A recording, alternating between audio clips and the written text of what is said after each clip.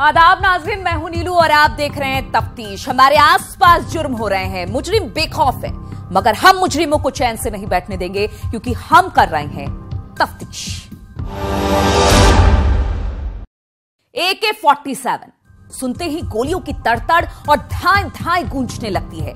AK-47 हिफाजती दस्तों की हिफाजत का बड़ा हथियार और इसी असलहे से हजारों की जान बचाई जा सकती है। लेकिन वही हथियार अगर गलत हाथों में आ जाए तो फिर हजारों बेगुनाहों की जान पर बन आती है, कई सुहाग उजाड़ देती है, अनेकों घरों के चिरागों को बुझा देती है, कई गोद सूनी कर सकता है।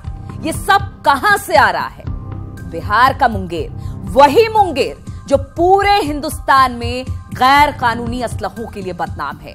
उसी मुंगेर से एक असलहा सप्लायर नक्सलियों को असलहों का जखीरा सप्लाई करता है, जो नक्सलियों से होता हुआ दूसरे दहशतगर्दों तक पहुंचता है और इनके निशाने पर बेकसूर आ जाते हैं। मुंगेर से दहशतगर्दों तक पहुंचती AK-47 की देखिए ये तफ्तीश। जबलपुर टू मुंगेर, असलहों का जखीरा, हथियारों के तस्कर,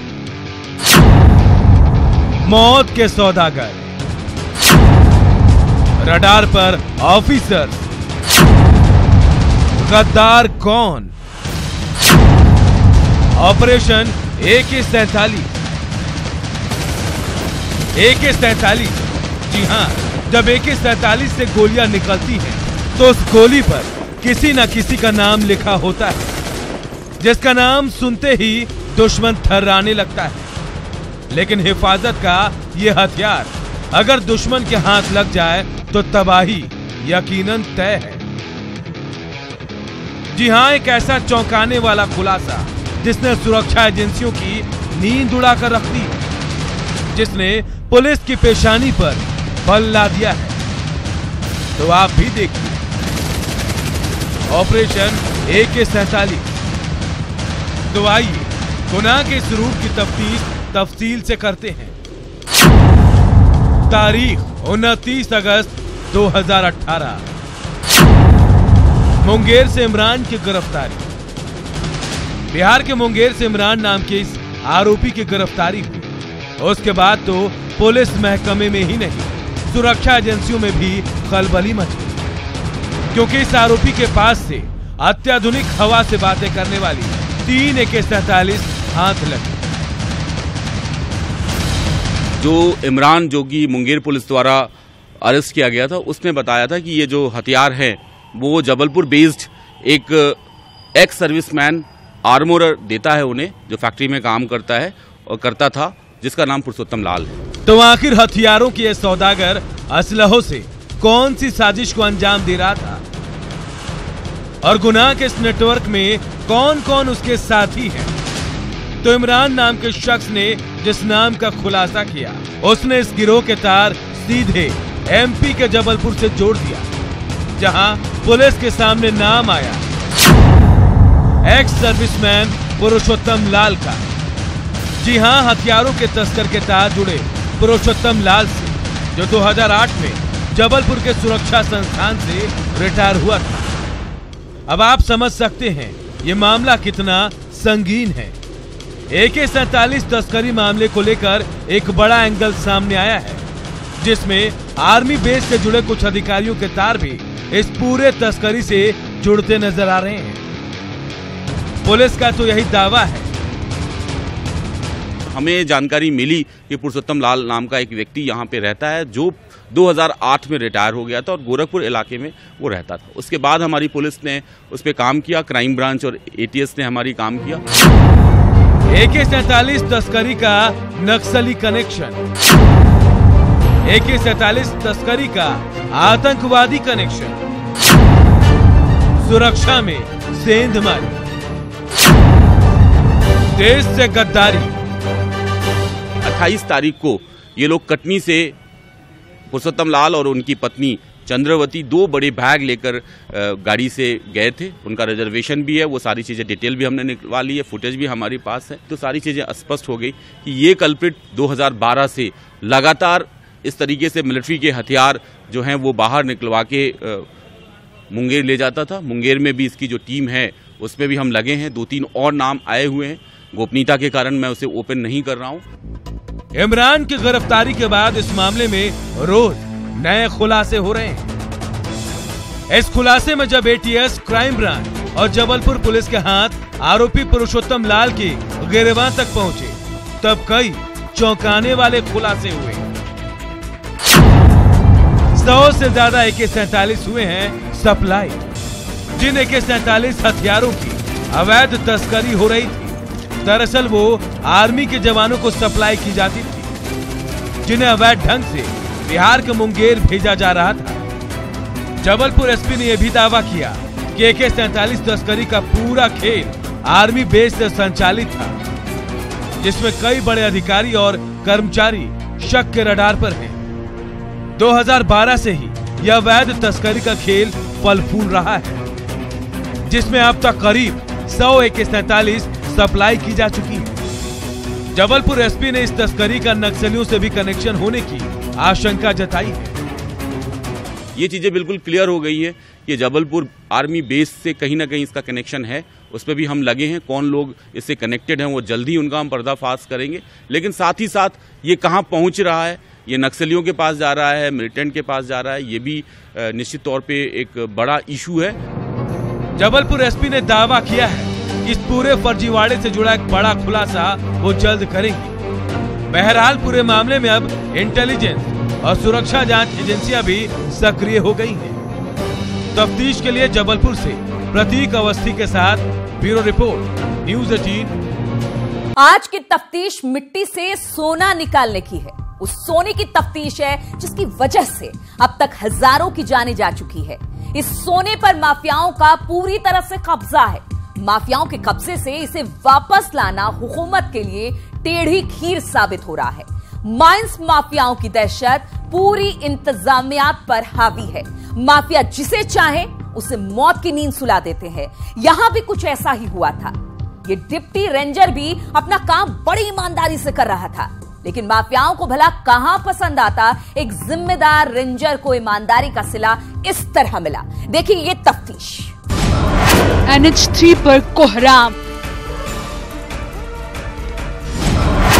दहशत के वो 38 सेकंड, पीले सोने की चाहत, पीले सोने के बॉडीगार्ड, आतंक के आगे सरेंडर, और कितनी लाशें। 38 सेकंड में सीसीटीवी में ऐसी तस्वीर कैद हुई जो यकीनन आपके रोंगटे खड़ी कर देगी। यह है NH3, आगरा मुंबई राष्ट्रीय राजमार्ग। बस आप सड़क पर नजर दौड़ाते रहिए, क्योंकि इसी सड़क पर कोहराम मचने वाला है। अब जरा वक्त पर गौर करिए। सुबह के तकरीबन 10:51 हुए हैं और यहाँ महज 38 सेकंड में दहशत और आतंक की तस्वीर कैद होने वाली है। आप साफ देख सकते हैं यहाँ कुछ गाड़ियां बदस्तूर इस सड़क से गुजर रही हैं, कुछ बाइक सवार यहाँ से गुजर रहे हैं। इसी बीच यहाँ से एक ट्रॉली भी गुजरती है, लेकिन इसके बाद यहाँ ऐसी तस्वीर कैद होती है जिसे देख सबके पैरों तले जमीन खिसक जाती है। आप साफ देख सकते हैं सीसीटीवी में कैद इन तस्वीरों में वन विभाग के 2 कर्मचारी आपको नजर आ रहे होंगे, जहां एक कर्मचारी सफेद गमछा डाले हुए है और एक अधिकारी के हाथ में डंडा है। यह डिप्टी रेंजर सूबेदार सिंह कुशवाहा जो अपनी ड्यूटी पर मुस्तैद है। तभी यहाँ डिप्टी रेंजर हाथ में डंडा लिए दौड़ते हैं। उसके बाद क्या हुआ वो हम आपको बाद में बताएंगे, लेकिन सबसे पहले हम आपको वन विभाग की एक नायाब तरकीब दिखाने जा रहे हैं। खनन माफिया पर नकेल। ड्यूटी पर ये था तो 2 ट्रैक्टर वाले आए थे, हमारी प्लेट डली हुई थी उस तरह रोकने के लिए। तो हम जैसे ही उनको रोकने के लिए आए तो उधर एक प्लेट को उठाने वाला आ गया। फिर खनन माफिया का कहर आप साफ देख सकते हैं। एक बड़ी सी कांचीनुमा प्लेट है ये, या कहें खनन माफियाओं के गुनाह के टायर को पंचर करने का एक ऐसा हथियार है जो वन विभाग अक्सर इन्हीं रास्तों पर अपनाता है। जहां कांटीनुमा प्लेट से जब खनन माफियाओं की गाड़ियां गुजरती हैं तो उनके टायर पंचर हो जाते हैं।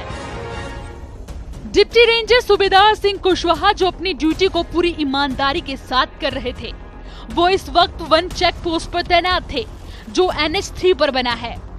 NH3 पर स्थित वन चेक पोस्ट पर तैनात डिप्टी रेंजर सूबेदार सिंह कुशवाहा ने लोहे की नुकीली अवरोधक से ट्रैक्टर को रोकने की कोशिश की। जो ट्रैक्टर या कहें खनन माफिया का गुर्गा अपनी ट्रैक्टर ट्रॉली में चंबल नदी से अवैध रेत यानी पीला सोना भरकर ले जा रहा था। उस ट्रैक्टर ट्रॉली वाले से डिप्टी रेंजर सूबेदार की झड़प हुई और बहस हुई।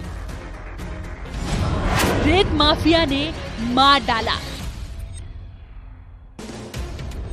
ठीक इसी वक्त पीछे से आ रहे अवैध रेत से भरे इस ट्रैक्टर ट्रॉली ने डिप्टी रेंजर को कुचलकर मार डाला। जी हां, मुरैना में रेत माफिया का कहर बदस्तूर जारी है, जहां खनन माफिया के हौसले इतने बुलंद हैं कि वो वन विभाग के अधिकारी और कर्मचारी हो या फिर पुलिस प्रशासन के अधिकारी, किसी की भी जान लेने से बाज नहीं आते, उन पर हमला करने से बाज नहीं आते। ये तस्वीरें गवाही दे रही हैं कैसे खनन माफियाओं के आगे सिस्टम को कुचला जा रहा है, जिसकी बलि चढ़ रहे हैं बेकसूर ऑफिसर्स और कर्मचारी। आखिर और कितनी लाशें? ये पहला ट्रैक्टर जैसे रोका तो ये निकल गया पहला, हाँ, तो पीछे वाला अकबक आ गया तो एकदम उसने सोचा कि पकड़ लेंगे, तो एकदम वो कट दे के निकला, तो ये बोनेट पड़ा उनका यहाँ पर, तो वहीं से लिपट गए, मतलब वहीं से मतलब दे के चला गया एकदम। घटना स्थल पर ही डिप्टी रेंजर सूबेदार सिंह कुशवाहा ने दम तोड़ दिया था। इस वारदात के बाद यकीनन हड़कंप मचना था। जब सीसीटीवी फुटेज खंगाले गए तो खनन माफियाओं के आतंक की ये तस्वीरें सामने आई। ये फॉरेस्ट का नाका है जहाँ पे ये जो रेत का परिवहन होता है, इसको फॉरेस्ट कर्मचारी और एसएफ का बल रोकते हैं। कोई इनकी प्लेट थी जो ये अवरोधक के रूप में रखते हैं, उस प्लेट को शायद ट्रैक्टर वाले अलग कर रहे थे, ये उठाने गए। इसी बीच में पीछे से एक ट्रैक्टर आया और इनके सिर में टक्कर लगी, जिससे अभी इनकी डेथ हो गई है। दरअसल अवैध रेत खनन का ये काला कारोबार कई साल से बदस्तूर जारी है, लेकिन मजाल है कि इस पर रोक लग सके।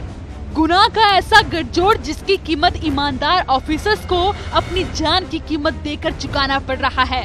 मुरैना में रेत माफिया द्वारा किसी को कुचलकर मौत के घाट उतारने का यह कोई पहला मामला नहीं है। इससे पहले भी कई प्रशासनिक अधिकारी और कर्मचारियों को रेत माफिया ने अपना शिकार बनाया है। आज हुई घटना ने एक बार फिर प्रदेश सरकार को कटघरे में खड़ा कर दिया है।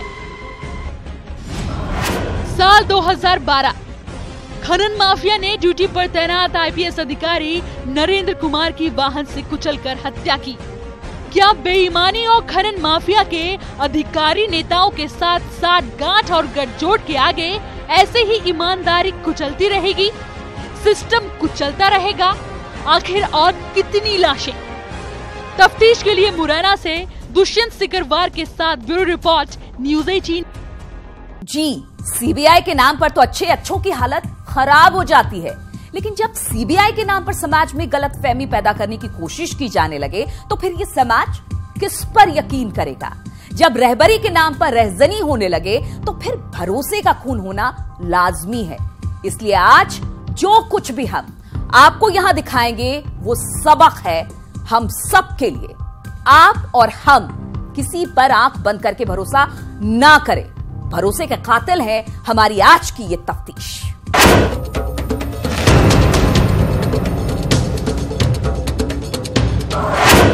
हम CBI से हैं। शिकार खुद शिकार हो गया। आपने अब तक न जाने पुलिस वालों की कितनी रेड देखी होगी, कितनी दबिश देखी होगी, लेकिन एक ऐसी जगह नकली और असली रेड शायद अब तक आपने नहीं देखी होगी। यह है रायपुर का SP ऑफिस। बस यहां आ जाइए, उसके बाद नकाब में कैद ऐसे चेहरे को हम बेपर्दा करेंगे जिन्हें देखकर आप भी बोल उठेंगे, गोलमाल है भाई, सब गोलमाल है। दरअसल आपको यहां कुछ लड़कियां नकाब में नजर आ रही हैं और कुछ लड़के जो सहमे से खड़े हैं। लेकिन इन्हीं लड़कियों और लड़कों के बीच हम आपको 4 चेहरे दिखा रहे हैं। पहला चेहरा गिरोह की मास्टरमाइंड,